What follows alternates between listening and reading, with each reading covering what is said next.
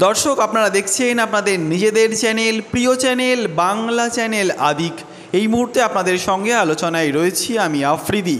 আপনাদের আরও একবার ভালোবাসা স্বাগত জানাই।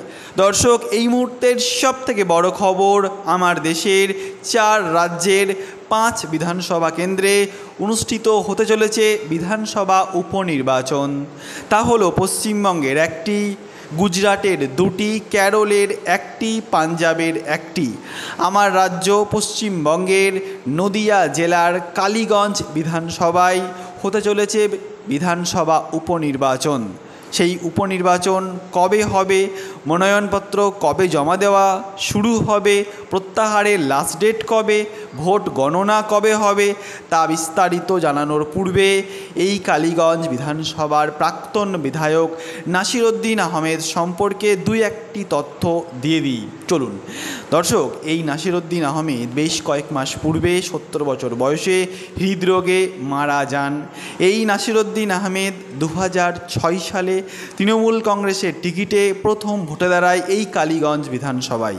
সেবার অর্থাৎ 2006 সালে এই নাসিরউদ্দিন আহমেদ ভোট পেয়েছিলেন 40%। দর্শক, তারপর 2011 সাল, যে 2011 সালে গোটা রাজ্যে পালাবদল হয়েছিল, 34 বছরের সেই বাম সরকারকে ধূলিসাৎ করে দিয়েছিল বর্তমান তৃণমূল কংগ্রেস ও ইন্ডিয়ান ন্যাশনাল কংগ্রেস। দর্শক, সেই 2011 সালেই প্রথম এই নাসিরউদ্দিন আহমেদের হাত ধরে কালীগঞ্জ বিধানসভায় তৃণমূল কংগ্রেসের জয়লাভ। সেই 2011 সালে নাসিরউদ্দিন আহমেদ ভোট পেয়েছিলেন 47%।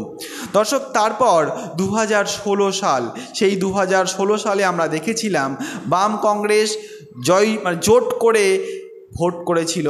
ফলে 2016 সালে এই কালীগঞ্জ বিধানসভায় কংগ্রেসের পক্ষে প্রার্থী ছিলেন হাসানুজ্জামান। সেই 2016 সালে কিন্তু এই নাসিরউদ্দিন আহমেদ হাসানুজ্জামানের কাছে হেরে যান। দর্শক, তারপর 2021 সাল, এই 2021 সালে আবার তৃণমূল কংগ্রেসের টিকিটে ভোটে দাঁড়ান এই নাসিরউদ্দিন আহমেদ।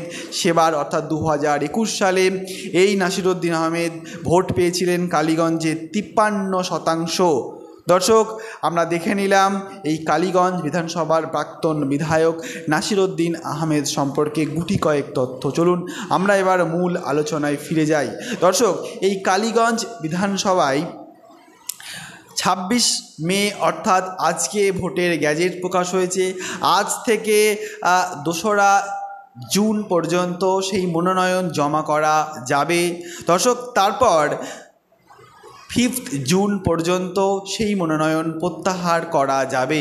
আমি আবারও বলছি, আজ 26শে মে, আজ থেকে 2রা জুন পর্যন্ত মনোনয়ন জমা করা যাবে।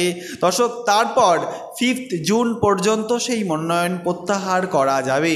দর্শক, কালীগঞ্জ বিধানসভায় উপনির্বাচন হবে 19শে জুন। আমি রিপিট করছি, এই কালীগঞ্জ বিধানসভায় উপনির্বাচন হবে 19শে জুন। দর্শক, এই কালীগঞ্জ বিধানসভায় ভোট গণনা হবে 23শে জুন। এই কালীগঞ্জ বিধানসভায় ভোট গণনা হবে 23শে জুন।